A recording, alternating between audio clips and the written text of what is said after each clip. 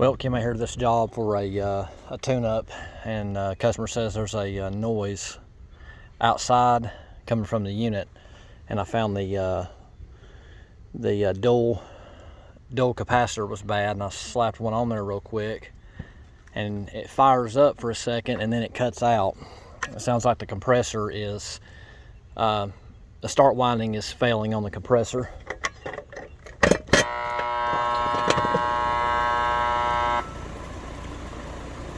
It tries to run and then it kicks out. It's got voltage.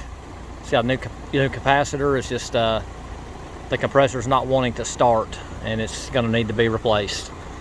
3-ton heat pump. This is a Gibson heat pump.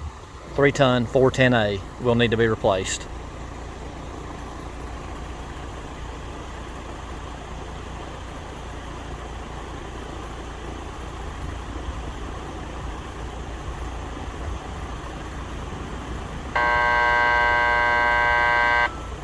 Now you hear right there, it's not starting up.